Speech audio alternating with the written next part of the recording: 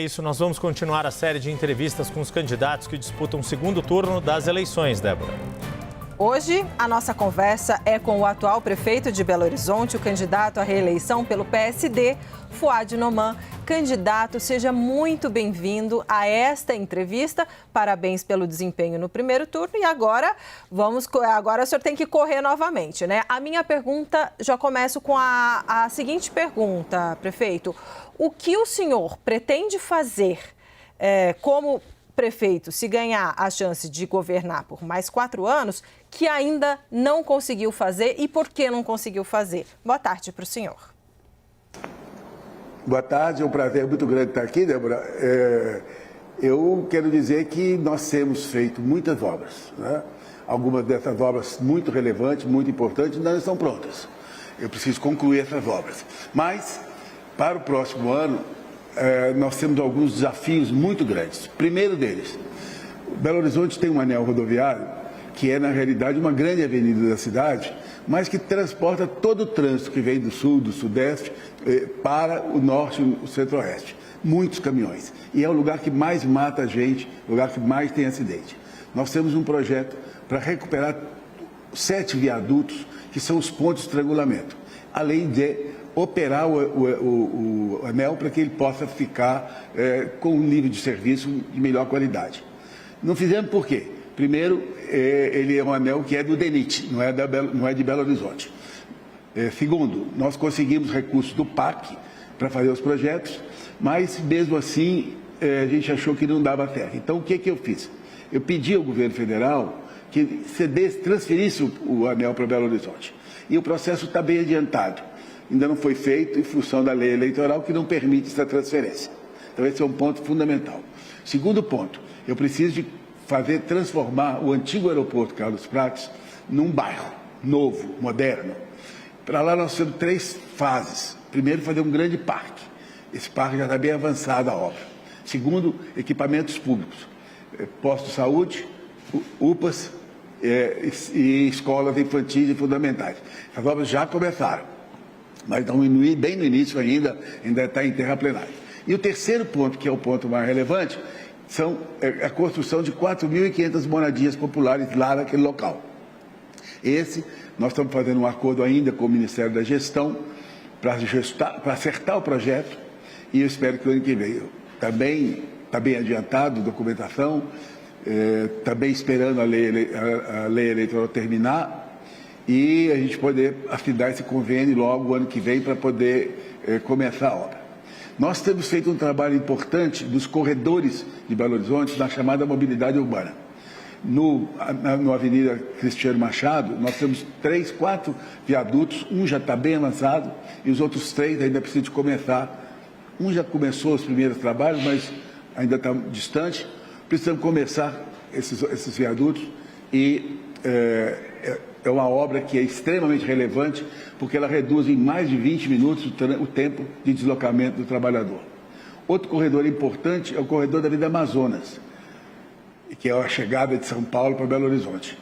Esse corredor também tem um projeto, o projeto está sendo desenvolvido, espero que termine até o final do ano, para que o ano que vem nós possamos implantar o projeto. Outras obras muito relevantes são urbanização de vilas e favelas. Nós temos 3 ou 4 vilas e favelas que vão trabalhar o Zidora, o Dendara, o Gestemini, ou seja, são obras de urbanização. Nós já estamos fazendo uma no Cabana, mas essas outras eu só posso fazer o ano que vem. Para todos esses projetos que eu estou falando, os recursos estão assegurados. Alguns aí do PAC, alguns são de empréstimo de Banco Mundial, alguns são de empréstimo da Caixa Econômica. Ou seja, temos muitas obras para fazer o ano que vem. Isso são em termos de obras. Se a gente fosse falar também das questões culturais, sociais, nós temos muita coisa para fazer. Prefeito, candidato, deixa eu dar minhas boas-vindas também ao senhor. Nessa sua primeira resposta, o senhor falou dessa série de obras que estão em curso, ou que o senhor pretende avançar ainda mais, caso seja reeleito, e o senhor mencionou algumas vezes PAC, que é um programa federal. Hoje, o governador Romeu Zema oficializou o apoio dele ao seu adversário Bruno Engler nessa disputa. Isso pode colocar algum tipo de dificuldade nas relações da prefeitura com o governo estadual? De novo, caso o senhor seja reeleito, vão ser 2 anos coincidentes nesta relação entre a prefeitura sob seu comando e o governo estadual sob o comando de Romeu Zema? De jeito nenhum. A relação minha com o governador é uma relação republicana. Nós temos tido, ele apoiou o outro candidato no primeiro turno e não atrapalhou em nada o nosso relacionamento. O governador é uma pessoa extremamente cortês, gentil, e ele sabe a importância de Belo Horizonte para Minas, e eu sei a importância de Minas para Belo Horizonte. Então nós temos uma relação muito harmônica, tá certo? Logicamente, ele tem o partido tem lá as suas decisões para serem tomadas e ele precisa seguir a orientação do partido. E eu digo para você o seguinte, o que depender de mim, do governador, nós vamos fazer, porque a cidade de Belo Horizonte precisa muito do Estado. E o Estado precisa de Belo Horizonte. Então, a resposta para a sua pergunta é, não vamos ter nenhum problema. Candidato, eu vou chamar o Pedro Venceslau, nosso analista de política, que vai se juntar a essa entrevista aqui e vai fazer agora uma pergunta para o senhor. Seja bem-vindo, Pedro Venceslau, e Renata Varandas, que depois vai fazer a sequente. Boa tarde a todos, boa tarde, prefeito, seja bem-vindo. Queria começar falando sobre transporte. Boa tarde, Pedro. A cidade de Belo Horizonte tem várias modalidades de tarifa zero que foram implementadas na sua gestão. Mas eu queria saber se é possível, se o senhor acredita que é viável, o transporte público gratuito universal para todos, durante todos os dias da semana ou, eventualmente, aos domingos. Pedro, em primeiro lugar, boa tarde, prazer falar com você. Olha, o problema da tarifa zero não é o conceito, é o recurso. Hoje, existem os estudos que estão sendo desenvolvidos em que o Vale Transporte poderia ser transformado numa contribuição para um fundo, e esse fundo, agregado com outros valores, poderiam ser utilizados para custear a passagem. Num processo dessa maneira, com recursos garantidos, ou do governo federal, ou do governo estadual, ou principalmente desses recursos, eu não tenho nada contra, absolutamente a favor. O problema todo é que nesse momento, nenhuma prefeitura consegue bancar um transporte coletivo gratuito. Então, sob o conceito do transporte coletivo gratuito, nós somos absolutamente de acordo. O problema todo é o financiamento. Essa teoria, eu acho que ela é uma teoria interessante. Hoje, cerca de 60% a 65% do transporte coletivo é custeado pelo Vale Transporte. Tá? Se esse recurso, eventualmente com um pouquinho de melhoria, fosse para o fundo, nós criássemos mais algumas fontes de recursos para esse fundo, vamos ter condição de bancar o transporte coletivo. E aí eu estou absolutamente de acordo. Deixa eu trazer aqui, já está na tela conosco, candidato, a Renata Varandas, nossa analista de política direto de Brasília, também vai participar dessa entrevista. Renata, muito boa tarde, bem-vinda. Boa tarde, Yuri. Boa tarde a todos. Boa tarde, prefeito. Eu queria continuar... Boa tarde, Renata. Eu queria continuar nesse assunto de transporte público. O contrato com as empresas de ônibus de Belo Horizonte termina em 2028. Eu queria saber se o senhor vai fazer uma revisão nesses contratos, o que o senhor espera em relação a esses novos contratos? Em primeiro lugar, eu quero dizer que em 2023 nós já fizemos uma revisão nesse contrato, um projeto de lei que foi apresentado na Câmara. O contrato teve uma modernização e melhorou muito a relação da Prefeitura com os concessionários. Mas, de fato, esse contrato foi feito em 2008, sob uma tecnologia, sob um momento completamente diferente do que nós estamos vivendo. A gente sabe o que é 20 anos de diferença no mundo atual. Então, qual é o meu plano? O meu plano é o seguinte, eu quero ver se o ano que vem eu contrato uma consultoria, de preferência internacional, sem ser obrigação de ter internacional, mas uma consultoria especializada em transporte coletivo, em concessão de transporte coletivo. Vai buscar experiência na Austrália, vai buscar experiência onde estiver, nos Estados Unidos, na Holanda, sei lá. E eles apresentarem, fazerem um estudo abrangente para nós e apresentarem um termo de referência moderno, atualizado. Esse termo de referência recebido, nós vamos colocar em audiência pública. Ouvir a imprensa, ouvir a sociedade civil, ouvir os usuários e buscar sugestões. Tendo essas sugestões, a gente agregaria no processo e aí faríamos uma nova licitação, provavelmente 26, início de 27, uma licitação dentro desses novos parâmetros, dentro desse novo modelo que eu espero que seja um modelo mais eficiente, mais barato e que a sociedade possa se beneficiar de um transporte coletivo mais eficiente e eu espero que esse modelo que eventualmente possa existir, eu não conheço, né, seja um modelo que atenda os interesses de Belo Horizonte. Esse é o modelo que a gente está pensando para o futuro. Prefeito, há risco da passagem ficar mais cara? Olha, nós não estamos avaliando isso ainda. Hoje, a passagem de Belo Horizonte tem uma parte que a Prefeitura subsidia. Nós chamamos de complementação da passagem. Isso acontece em todas as cidades. São Paulo tem, Rio de Janeiro tem, Salvador, todo lugar tem. O mundo todo tem, porque hoje os custos de produção de uma passagem, os custos são muito elevados. Se nós colocarmos todos os preços da passagem, lógico, o trabalhador não consegue pagar. Então, a gente tem que primeiro avaliar o orçamento da Prefeitura para ver quanto é que a Prefeitura pode aportar de recursos. E segundo, quanto é que o trabalhador pode pagar. Essa é uma equação que, logicamente, em função desse momento eleitoral, e nós ainda estamos em outubro, a gente não avançou nesse estudo, então eu não tenho uma resposta para você. Não sei se nós vamos precisar. Nós estamos estudando agora ainda o orçamento que acabamos de encaminhar para a Câmara, e esse orçamento é que vai nos dizer depois, lá na frente, se eu tenho condição de manter o subsídio que está lá, se eu tenho condição de reduzir ou se eu tenho condição de aumentar. Candidato, gostaria de falar, o senhor citou a Câmara, né? Gostaria de falar sobre governabilidade. Bom, a gente sabe que durante a campanha, no primeiro turno, há sempre um rearranjo de apoios de partidos, né? Agora, no segundo turno, a gente tem em Belo Horizonte um candidato mais à direita, também fazendo alianças em torno dele. Gostaria de saber, se o senhor passar e sair vencedor, qual será a sua estratégia para reorganizar a governabilidade com os vereadores? Em primeiro lugar, preciso dizer que a gente já vem fazendo esse processo com a Câmara atual, né? Graças a Deus, a gente já eliminou aqueles grandes problemas que nós tínhamos com a Câmara e a Câmara tem trabalhado em harmonia com a Prefeitura já nesse momento. Teve, logicamente, novos vereadores, alguns foram reeleitos, mas um número importante de vereadores foi substituído.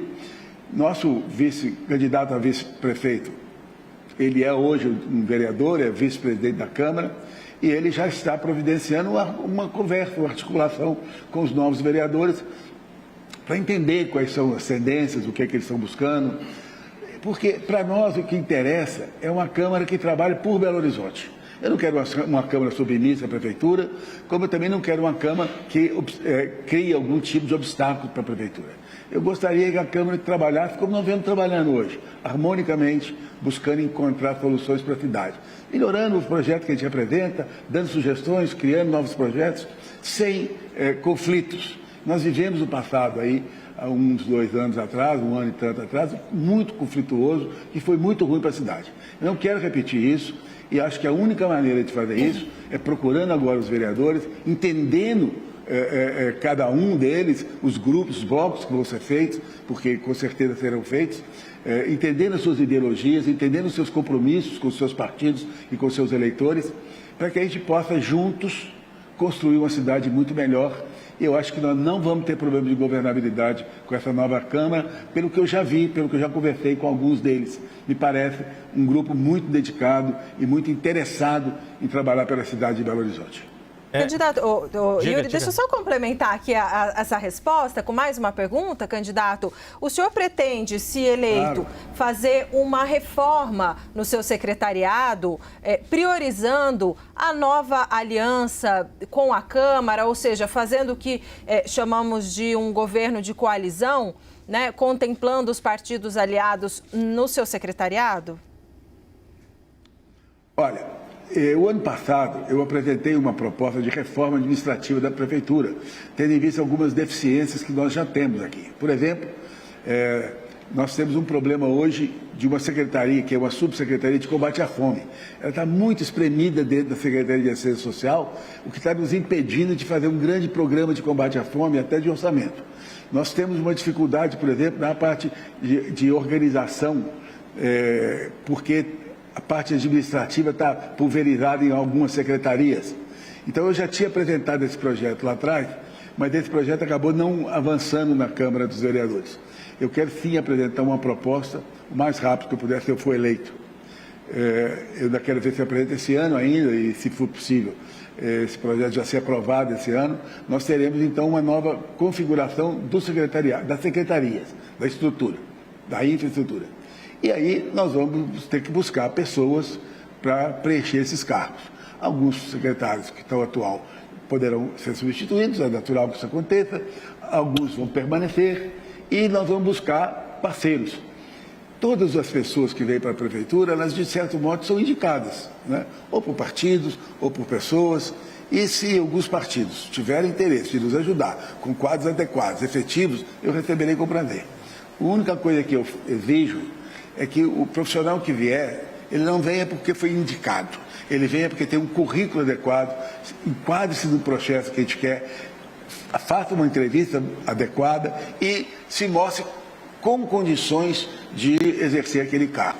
Então, eu não tenho nenhum problema de receber sugestões, indicações, mas sou muito rigoroso nessa entrevista, nessa avaliação, para que essa pessoa possa compor o quadro de secretários.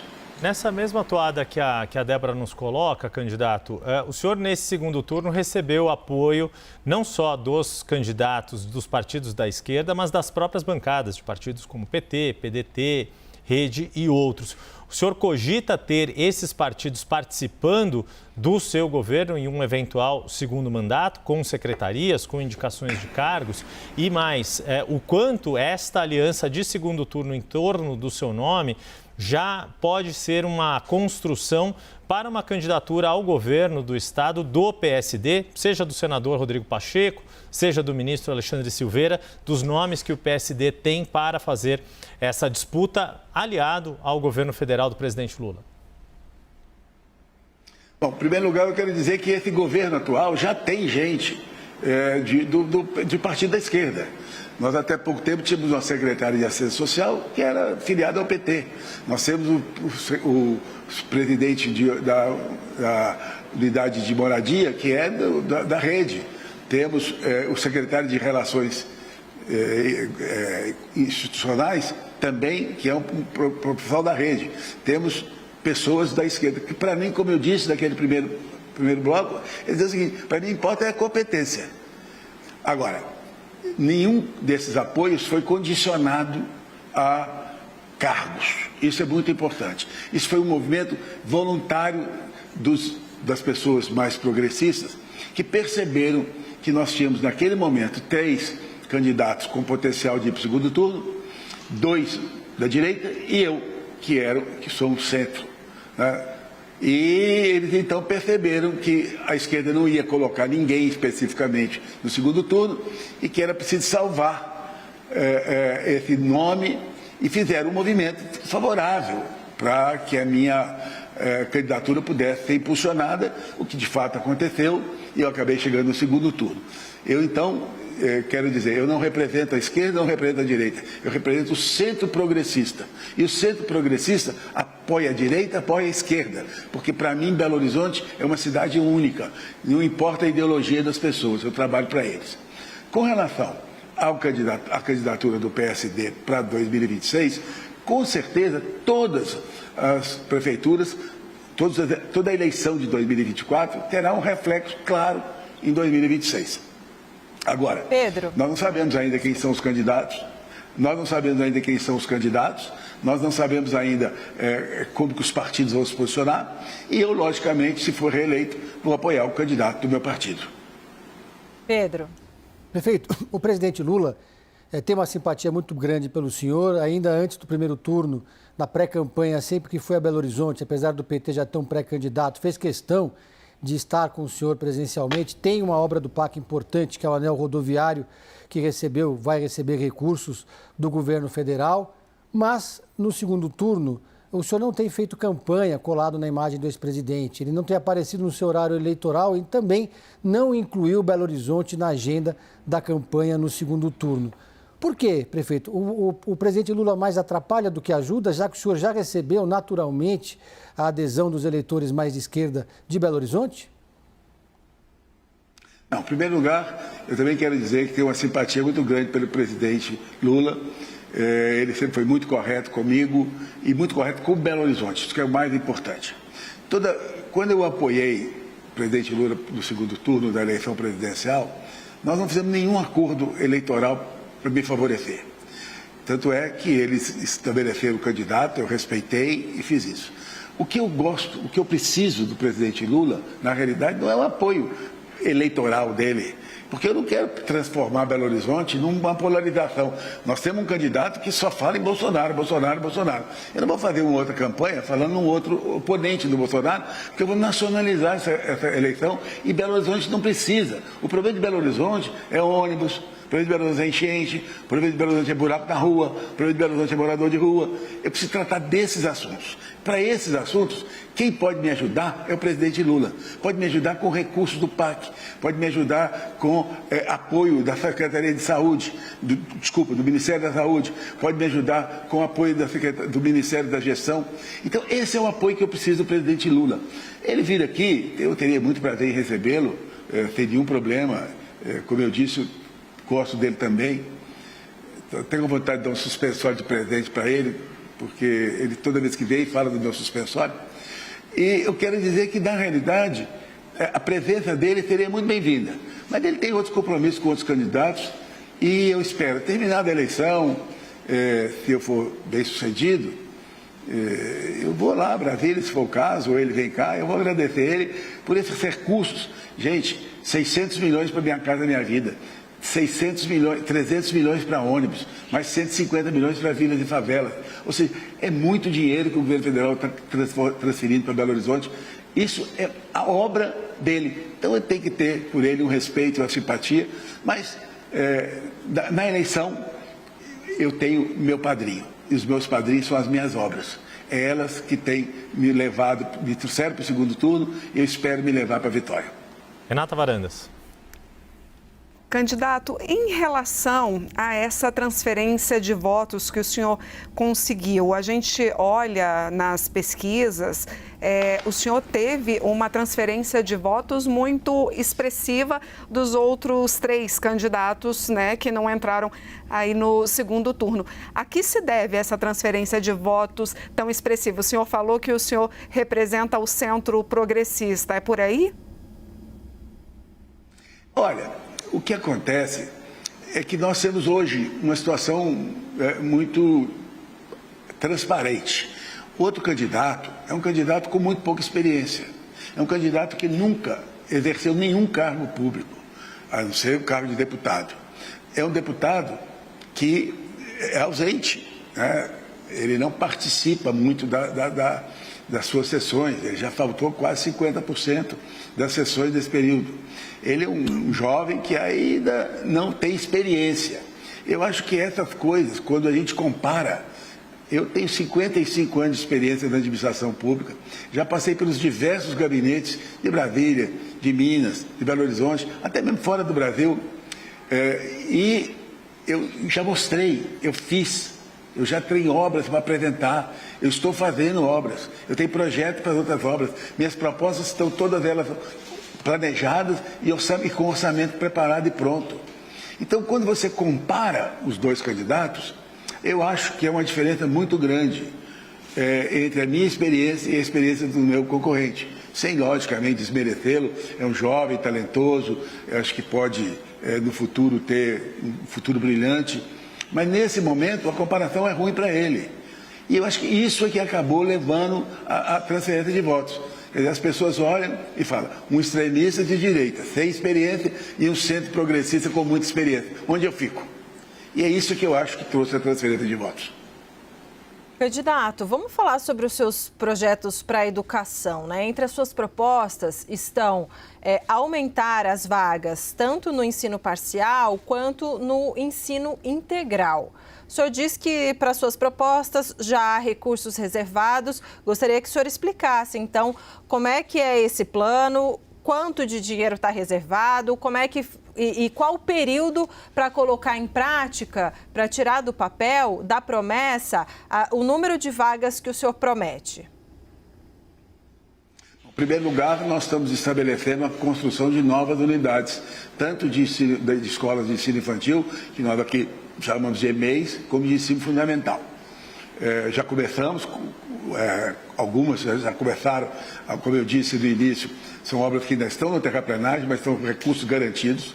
Nós temos um projeto muito interessante de uma parceria público-privada para fazer essas obras, estamos construindo. Então, eu espero que até o final desse próximo ano, 2025, a gente já tenha mais 5 escolas construídas. Estamos ampliando algumas escolas, algumas salas das escolas. Contratamos agora cerca de 1.200 professores que começam a trabalhar imediatamente para frente. Então, eu espero que nós, no ano que vem, talvez mais para o fim do ano, a gente já consiga aumentar em muito, porque hoje nós temos cerca de 50% dos alunos em tempo integral. Eu quero aumentar isso, espero, ao final do meu mandato, estar 100%. Mas ainda, ano que vem, nós devemos ter um crescimento de 10%, 15%, em função do prazo que essas escolas vão ficar prontas. Outra coisa é aumentar o número de creches de vagas nas creches conveniadas. Hoje, nós temos uma demanda muito grande de creches nas periferias. As mães trabalhadoras precisam de deixar suas crianças para trabalhar e, às vezes, não tem lugar. Então, nós estamos abrindo espaço para fazer novos convênios. Essa aí, os investimentos são muito menores. Às vezes, é apenas um investimento de infraestrutura. Para crescer isso aí. Nossa expectativa é que nós possamos crescer perto de 3 a 4 mil vagas novas, se for o caso. Hoje a gente, na creche, no ensino de 0 a 5 anos, dentro das escolas da prefeitura, hoje o déficit é da ordem de 400, 450 alunos no máximo. Então, esse é o grande investimento na infraestrutura. Na parte de outras operações, nós temos um programa grande eu vou dizer assim, reforço para os professores, reforço para os alunos de português e matemática, reforço para, eu não vou dizer reforço, mas um curso de aperfeiçoamento para os professores dentro da escola. Porque nós entendemos, nós tivemos um problema muito sério na pandemia, porque os alunos ficaram afastados. Nós, então, conseguimos colocar internet grátis em todas as vilas e favelas, compramos um equipamento de informática para cada um dos alunos e eles hoje já têm esse equipamento em casa, estão estudando, então espero que aproveitando bem. Então, esse é outro investimento que já foi feito. Então, sintetizando, nós temos 2 grandes objetivos. O primeiro objetivo é pôr a escola em tempo integral. O segundo objetivo é recuperar o IDEB que nós perdemos por conta desses efeitos lá do passado. E isso custará para a Prefeitura um valor significativo. A vantagem é que o recurso da educação, ele hoje, obrigatoriamente, pela Constituição, ele leva 25% do nosso orçamento, o que permite que a gente faça todas essas obras de uma forma muito mais tranquila com relação aos recursos, né? Então, tem muita coisa sendo feita nas escolas. Oi? Desculpa interrompê-lo, achei que o senhor tinha concluído. Por favor, conclua e aí eu emendo a minha pergunta. Não, é só para dizer o seguinte, tem muita coisa acontecendo nas escolas. Nós criamos agora, recentemente, um Centro de Educação Integral, a SEI, que é uma escola que agrega crianças da cidade inteira. É uma experiência nova que nós estamos fazendo e, se der certo, eu vou ter que expandir isso para todas as regionais também. Vai ser um grande passo na educação de Belo Horizonte. Pois é, a gente às vezes acaba tendo um pouquinho aqui do delay do som, por isso que às vezes a minha fala chega atrasada. Mas só para a gente arredondar então o que o senhor colocou como metas para um eventual segundo mandato. O senhor disse que espera conseguir atingir 100% da rede no ensino integral, no ensino fundamental, e se eu entendi bem, é possível sim zerar o déficit de vagas em creches ao longo desses 4 anos do próximo mandato. O que falta para que isso não tenha sido obtido ainda no atual mandato? Olha, a gente às vezes tem que reconhecer alguns erros que se comete na execução. Nós tivemos um problema, uns 2 anos atrás, no credenciamento de creches. Isso gerou uma dificuldade nas creches. Nós já recuperamos, já corrigimos, já estamos fazendo todos os ajustes. Com isso, nós demos mais segurança jurídica para as creches. As creches antes ficavam um pouco temerosas de entrar e fazer uma parceria com a prefeitura, porque estavam num momento de insegurança. Isso já foi resolvido. Então agora nós estamos buscando novos parceiros. Tá certo? Não foi feito porque a gente não tinha segurança jurídica de fazer essas coisas. Agora nós temos. Fiz uma reunião recente com a associação do Procreches, são as pessoas que são representativas da creche, e a reunião foi muito positiva, todo mundo muito entusiasmado, algumas creches podendo ampliar sua capacidade de acolher crianças, outras podendo ampliar, criar novas áreas, e eu estou buscando muito uma coisa que é aumentar o horário para que a mãe trabalhadora possa ter tempo de buscar a criança depois do horário. Eles estão sugerindo para mim também uma espécie de um trabalho parecido com a creche noturna, para que a mãe que trabalha à noite tenha um lugar de deixar a sua criança. Isso é um projeto que a gente não tinha pensado e que eu recebi agora recentemente uma demanda para a gente fazer isso também. Porque, por exemplo, uma senhora que trabalha no Uber, por exemplo, uma senhora que trabalha num restaurante à noite, uma senhora que trabalha no hospital e que precisa ficar até 10, 11 horas da noite. Então, aí tem uma delicadeza que a gente tem que estudar, mas me pareceu uma demanda importante. Então, só para esgotar essa questão da insegurança. Desculpa, candidato. Só para esgotar essa questão da insegurança jurídica que o senhor colocou, que ocorreu 2 anos atrás e foi resolvido. Isso foi algum tipo de resquício da gestão do seu antecessor, do ex-prefeito Alexandre Calil, que só quando o senhor assumiu pôde resolver? Por que levou tanto tempo para se detectar essa insegurança jurídica e conseguir achar a melhor solução? Olha, eu não gosto de comentar questões de outros governos, porque, de fato, não importa.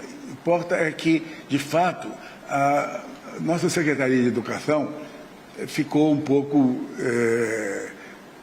sem a nossa preocupação, sem a nossa foco principal. A verdade é essa, a gente tem que ser bem honesto. Eu não estava satisfeito com a secretária que estava lá, tentei encontrar caminhos e acabou não dando certo, eu tive que trocar. Não dei sorte com a pessoa que eu troquei, não cumpriu o que a gente estava planejando. Eu troquei novamente e a pessoa que chegou ficou, era uma boa pessoa, uma professora da rede, também quis ir embora, e eu só consegui depois um novo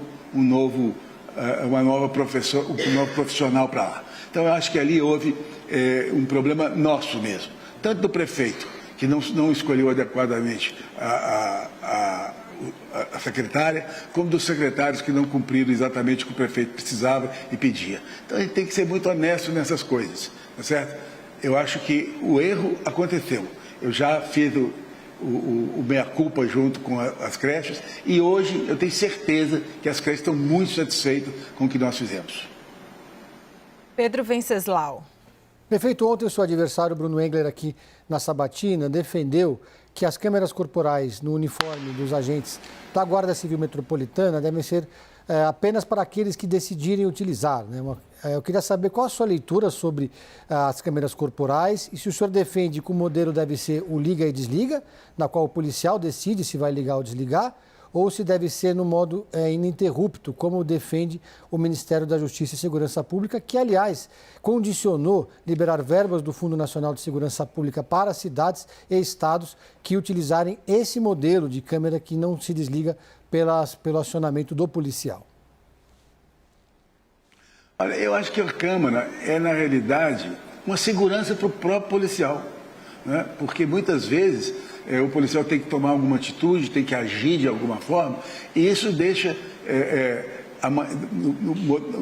o desenrolar disso pode gerar algum tipo de violência, pode gerar algum tipo de ação, e o policial às vezes é acusado de ter feito um movimento violento sem que ele possa mostrar a origem do fato. Eu tenho conversado muito com o comandante da Guarda, com o secretário de Segurança Social, para que a gente possa definir o modelo para a Guarda de Belo Horizonte. Nós temos hoje, ainda não temos cama para todos os policiais, estamos comprando, e eu espero que a gente chegue a um acordo. Eu tendo, a avaliação pessoal é tender a seguir a orientação do governo federal, porque os estudos lá são mais avançados do que o nosso. Mas eu diria que eu preciso ainda de trocar um pouco mais de ideia internamente, e à medida que as câmaras forem chegando, a gente tomará a decisão final. Para mim, me parece mais adequado o modelo que hoje está implantado pelo governo federal. Renata Varandas. Ainda falando de segurança pública, candidato, hoje BH tem 2.400 guardas municipais. Qual é a proposta do senhor? É aumentar esse efetivo para melhorar a segurança pública? Olha, eu acabei de contratar 500 servidores recentes, guardas municipais. Eu acho que nós temos um efetivo adequado, né, pelo menos para o modelo que nós temos hoje. A Guarda Municipal de Belo Horizonte é muito bem treinada, é uma guarda muito qualificada, está muito bem equipada. O trabalho nosso de articulação com a polícia é muito bem feito, porque de fato a gente sabe que a Polícia Militar é a principal responsável pela segurança. A Guarda é coadjuvante nesse processo. Então, eu não tenho planos para ampliar e fazer novos concursos para a Guarda no próximo ano. A gente tem que avaliar a evolução. Hoje, nós temos a Guarda em todos os postos de saúde, 2 guardas, isso representa só aí 350 guardas, mais ou menos. Temos a patrulha das escolas, com um número grande de guardas também envolvidos. Temos o patrulhamento da cidade. Ou seja, estamos fazendo a Guarda trabalhar por Belo Horizonte como um todo. E até agora, eu entendo que o número que está hoje colocado é o número que está atendendo as demandas que a gente tem na cidade. Agora, tudo depende da evolução, tudo depende do que vai acontecer, e a conversa permanente com a Guarda é uma conversa de que melhor equipamento, melhor treinamento e o efetivo adequado. Se chegar à conclusão aí na frente que o número está precisando, eu não tenho nenhum problema de contratar mais. Hoje, eu não vejo essa necessidade.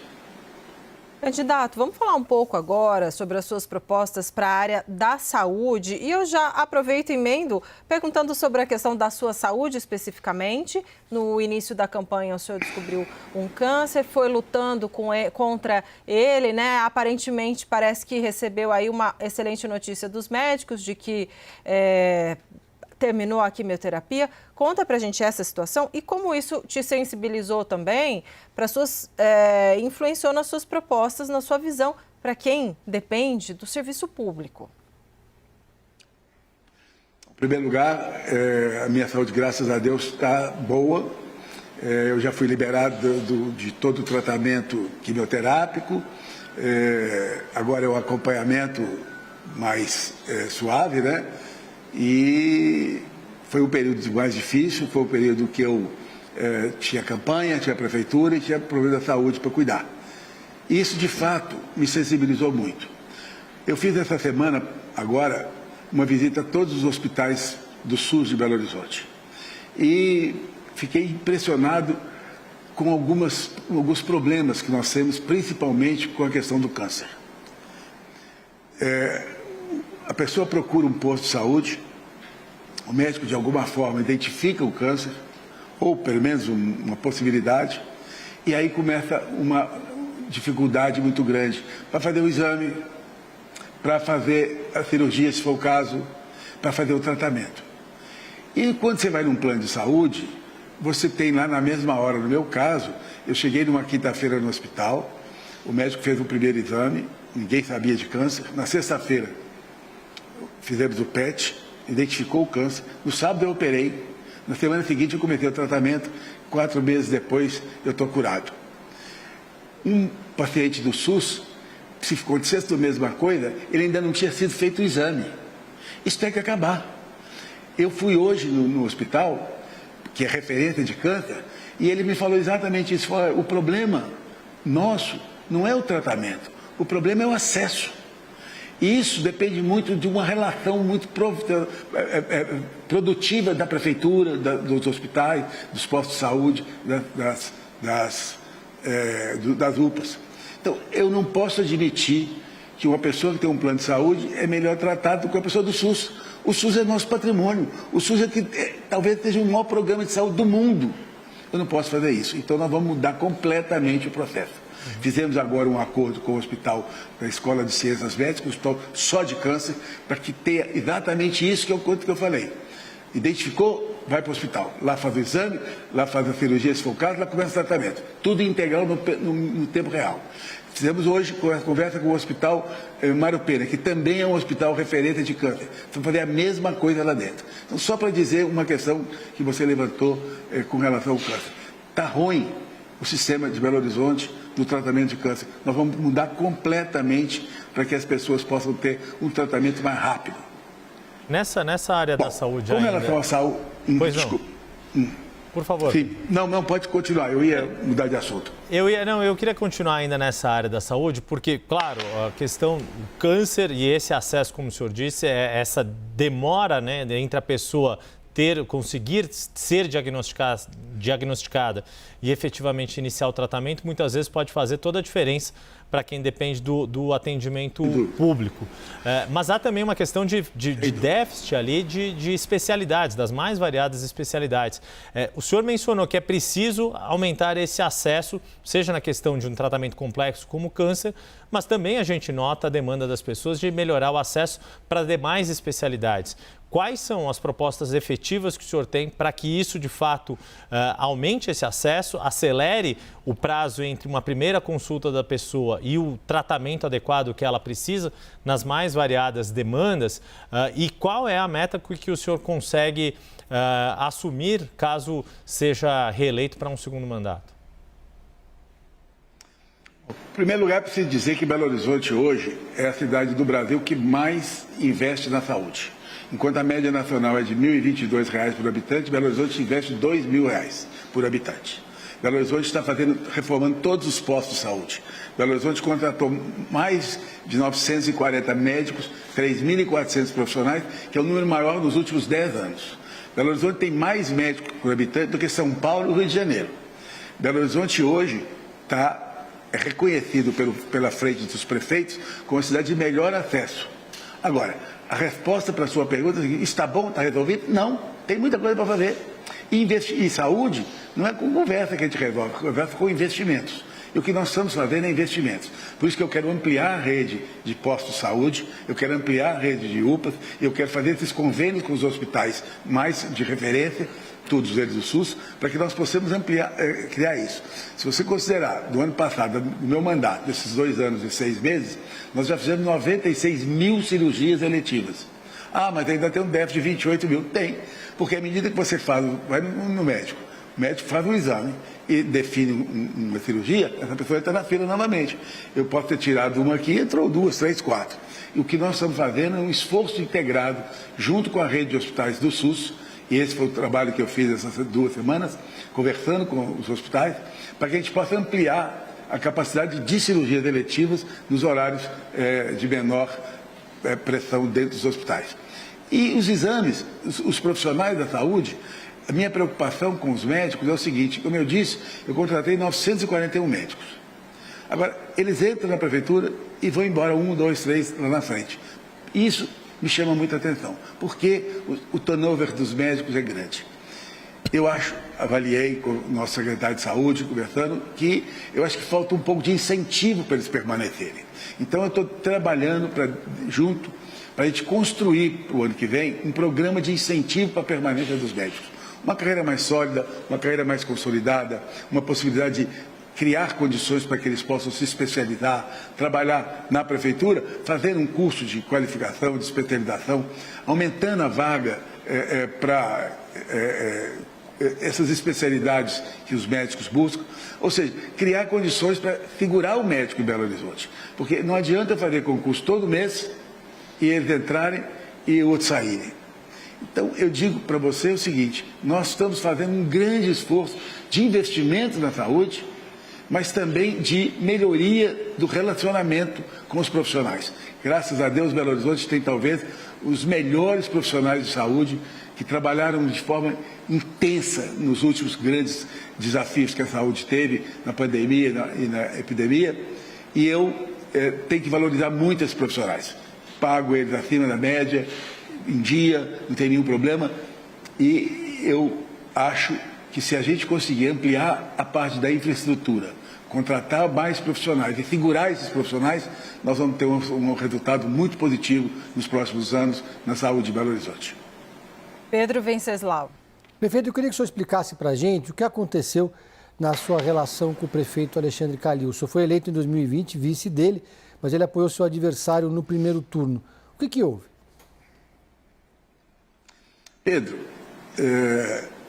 eu prefiro não falar nesse senhor, mas em atenção à sua pergunta, eu vou dizer o seguinte, eu trabalhei, ele me chamou pela minha história, né? Ele me conhecia, ele me chamou pelo trabalho que eu fiz no estado de Minas Gerais, ele me chamou pelo trabalho que eu fiz no Plano Real, ele me chamou pelo trabalho que eu fiz no governo, no Ministério da Fazenda, na Secretaria do Tesouro, no FMI, e eu ajudei muito o governo dele, trabalhei muito, eu era secretário da Fazenda, mas além de resolver o problema financeiro, eu ajudei em todas as áreas. Tanto é que quando ele resolveu sair candidato à reeleição, ele me chamou e disse, eu preciso de um vice que eu tenha confiança de que vai dar sequência ao trabalho que eu fiz. E só você preenche esse quesito. Vem comigo. E eu fui. Quando ele saiu, ele virou e falou assim, Fuad foi o baluarte do meu governo. E até uma semana antes dele ir, a gente conversava várias vezes e ele estava pronto e disposto a, de alguma forma, vir com a gente. Ele nunca fechou que viria com a gente, mas também nunca fechou que viria com outro. E, de repente, tomou essa decisão. Aí, a gente fica procurando explicações, né? Entendo eu que o objetivo dele é 2026. 2026, o PSD já tem hoje pelo menos 2 candidatos à frente dele, se for o caso de escolher agora. Então, ele não ia ter muito espaço para ser candidato ao governo do Estado. O candidato dos republicanos estava muito à frente das pesquisas. Acho que ele avaliou, isso é posição minha, não sei se é verdade, acho que ele avaliou o seguinte, bom, eu tenho mais chance um candidato que vai ganhar para prefeito, vai me apoiar, e um partido que pode me dar a vaga, então eu vou para lá. E aí saiu atirando, e eu prefiro então que a gente nem comentar, né, muito mais, porque eu acho que ele sofreu de uma amnésia e negou a própria história. Renata Varandas. Candidato, então eu vou voltar para o assunto anterior, já que o senhor não quer comentar esse. Saúde ainda. Eu queria saber qual é a posição do senhor em relação às campanhas de vacinação para as crianças. O adversário do senhor foi claramente contra, por exemplo, a vacinação da Covid. Ontem mesmo aqui ele disse que ele não se vacinou devido à orientação médica, mas ele sempre se posicionou contra a vacinação da Covid, por exemplo. Qual é a política de incentivo à vacinação do senhor? E se é o caso, por exemplo, de condicionar o acesso da criança à escola a uma carteira de vacinação completa, já que a gente sabe, por exemplo, que tem de fato algumas crianças que não podem se vacinar de determinada vacina por recomendação médica e acabam sendo infectadas devido a outras crianças que não se vacinam justamente porque os pais fazem a opção de não vacinar, mesmo tendo vacina disponível no posto de saúde. Talvez esse seja um dos grandes problemas hoje da saúde pública do Brasil. O fato de a Covid criar aquela vacina e ocorreu uma campanha quase que nacional para não vacinar e, como você mesmo disse, de alguma forma liderada aqui em Minas pelo candidato hoje a prefeito de Belo Horizonte e pelo presidente da República e pelos ministros da Saúde, isso prejudicou muito a vacinação. Quem conhece a vacina, os benefícios da vacina, sabe que uma criança que não vacina está sujeita a muitas doenças. Nós eliminamos a paralisia infantil há um tempo atrás e ela voltou, de alguma forma. Nós eliminamos a catapora, o sarampo. Nós eliminamos uma série de doenças que trazem malefícios. Eu, quando era criança, tive essas doenças, sarampo, catapora, tive tudo. Hoje, meus filhos todos vacinaram, não tiveram problema nenhum. Meus netos vacinaram, não tiveram problema nenhum. Então, é um absurdo alguém ser contra a vacinação. É um absurdo. E eu fico muito preocupado com esse trabalho de não vacinar. Eu tenho feito campanhas, tenho pedido aos pais, quero aproveitar aqui agora a oportunidade da CNN e chamar a atenção dos pais para que levem os seus filhos. Existem vacinas em todos os postos de saúde. Levem as crianças. Nós temos levado a vacina para os locais, para parques. Temos levado a vacina para praças no fim de semana. Temos levado a vacina para as escolas. Temos levado a vacina nos postos de saúde à vontade. Porque nós precisamos de vacinar. O nosso índice de vacinação já chegou a 98% e hoje ele chega em torno dos 70%, 68%, 70%. É muito baixo. Nós precisamos de vacinar mais. Eu fico muito impressionado com alguém que tem uma referência, tem um cargo importante como de deputado, tem um cargo importante às vezes até como ministro e tem a bobagem de falar que não é para vacinar. Você tem toda a razão, porque eu não posso chegar e obrigar ninguém a vacinar. Eu sou obrigado, na escola, por exemplo, a pedir autorização dos pais.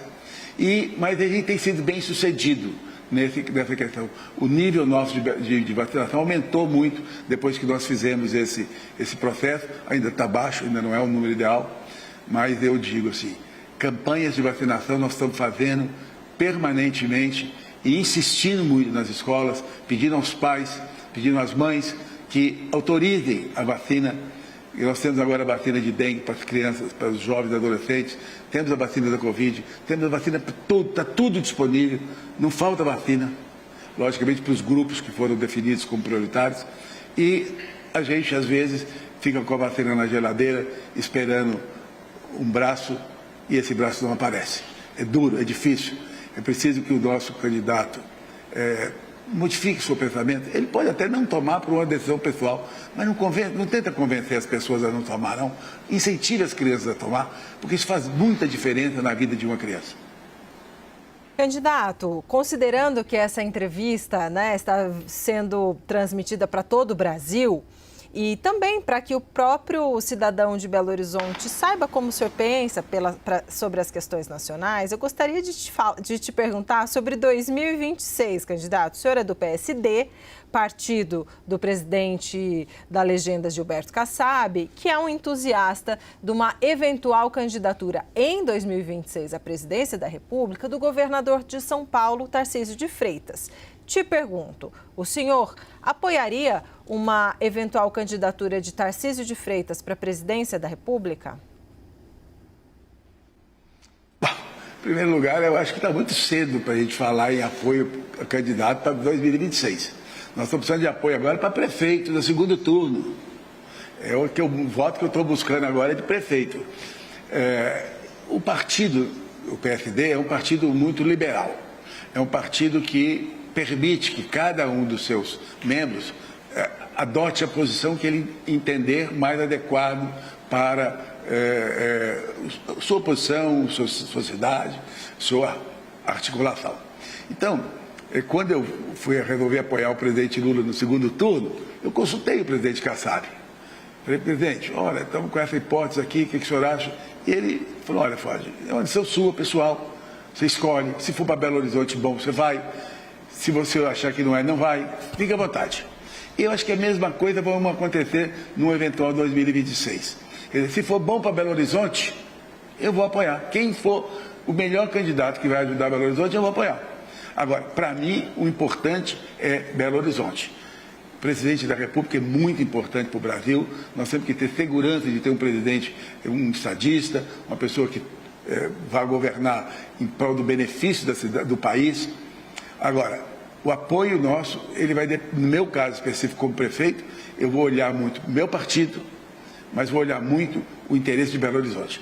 Se o governador Tarcísio sair candidato de fato, porque dizem que ele quer ser reeleito lá do governador, e se ele tiver o apoio do meu partido, e se ele tiver o compromisso com Belo Horizonte, pode ser que a gente vá junto com ele, sem nenhum problema. Agora, se for outro candidato, eu também irei, sem nenhuma dificuldade, porque essa é a flexibilidade do PSD. Candidato, deixa eu seguir nessa toada da Débora, então. Pelo que o senhor já nos disse aqui, a gente está quase indo aqui para os nossos 5 minutos finais, dá tempo de fazer mais uma pergunta e depois poder deixar um tempo para suas considerações finais. O senhor falou muito da importância da relação que o senhor tem com o presidente Lula e da importância de programas como o PAC para a cidade de Belo Horizonte. Está no horizonte das conversas políticas que, eventualmente, o senador Rodrigo Pacheco, presidente do Senado, pode ir para ocupar uma vaga de ministro no governo Lula. Apuração, inclusive, da Renata Varandas, que está aqui na tela, não me deixa mentir a esse respeito. Então, nesse aspecto, em se configurando uma ida de Rodrigo Pacheco para o ministério do governo Lula, isso seria bom para Belo Horizonte? E, com isso, a reeleição do presidente Lula seria bom para Belo Horizonte? Por enquanto, o governo do presidente Lula é um governo bom para Belo Horizonte, na sua avaliação? Bom, em primeiro lugar, seria uma honra para Minas Gerais ter mais um ministro, né, daqui e mais um ministro nosso do PSD, o que seria muito bom para o nosso partido, seria muito bom para Minas Gerais. O senador Rodrigo Pacheco é um grande senador, um democrata, uma pessoa de uma capacidade muito grande e, com certeza, ele só enriqueceria o governo do presidente Lula. Com relação ao governo Lula, ele tem ajudado muito Belo Horizonte, muito. Como eu falei aqui atrás, nós já recebemos mais de 1 bilhão de recursos, ou estamos recebendo, ou estão programados para receber, quase R$1 bilhão para obras em Belo Horizonte, que eu preciso muito de fazer isso. Então, o governo Lula tem apoiado muito Belo Horizonte e eu não posso esquecer desse compromisso que ele fez lá atrás comigo e que ele está cumprindo integralmente. Eu acho que 2026 ainda está longe, é um grande desafio, ninguém sabe as águas que ainda vão rolar e eu espero isso. Quem ajudar Belo Horizonte terá o meu apoio integral. Candidato, dá tempo de, vou insistir nesse ponto para depois deixar o tempo das suas considerações finais, faltam 3 minutos. Mas do jeito que está o governo, ele está caminhando para ser favorito à reeleição? Olha, eu não faço, eu estou tão envolvido na minha campanha que eu não estou fazendo análises externas, não, né? Eu não sei se o presidente Lula tem interesse de continuar, eu não sei se ele tem vontade, né? Não sei como é que está, nunca conversei com ele sobre isso. Aliás, eu converso muito pouco com o presidente, porque é longe a distância, né? Converso muito mais com os ministros do que com ele. Eu acho que ele tem todo o direito de procurar um novo mandato, se ele quiser, né? Para isso, ele vai ter que consolidar a liderança dele no Brasil, para isso ele vai ter que consolidar essa harmonia política, e ele é muito hábil para isso. E se ele tiver, em 2025, 2026, uma posição de articulação boa, tiver saúde suficiente e perceber que tem chance, eu acho que ele vai se candidatar, eu acho que será um bom nome. Mas hoje eu acho que está muito distante para a gente para ele mesmo tomar qualquer posição em relação à candidatura para presidente em 26. Hoje ele está trabalhando com os prefeitos. Candidato, 1 minuto e meio para o senhor, para suas considerações finais, por favor, para a gente manter a equidade do tempo em relação ao seu adversário. Em primeiro lugar, eu queria agradecer muito a você, ao Yuri, a Débora, o Pedro, a Renata, pela delicadeza com que vocês me trataram, pela forma bastante profissional que vocês fizeram conduzir essa entrevista. Queria agradecer a CNN, essa grande empresa que hoje já está povoando o Brasil com suas informações, e dizer para todas as pessoas, eu sou candidato à reeleição pela Prefeitura de Belo Horizonte. Vocês que são de Belo Horizonte eu peço que comparem os dois candidatos, eu peço que avaliem o meu trabalho. Eu sou um prefeito que em 2 anos e meio de governo já fiz 300 obras, muito mais do que muitos prefeitos que ficaram aqui o tempo todo. Eu, como prefeito, tenho muitos projetos, muitos planos para frente, recursos já assegurados para fazer muito mais para a cidade de Belo Horizonte. Eu, com 2 anos e meio, fiz o que fiz, com 4, eu quero transformar essa cidade numa cidade muito melhor, sem extremismos, uma cidade inclusiva, uma cidade onde todas as pessoas possam ser felizes. Hoje, 86% das pessoas de Belo Horizonte querem ficar em Belo Horizonte e gostam. Eu quero manter isso porque é a cidade da felicidade. Belo Horizonte precisa de ser uma referência nacional. Então, eu peço a todos aqueles que votem em Belo Horizonte que possam votar 55. Obrigada, muito obrigada por essa entrevista. Nós desejamos boa sorte na sua caminhada, um excelente trabalho também. Essa foi a entrevista com o candidato à reeleição da Prefeitura de Belo Horizonte, Fouad Noman, do PSD. Ontem nós entrevistamos o Bruno Engler, do PL. Obrigada, candidato. Muito obrigado a vocês e boa tarde.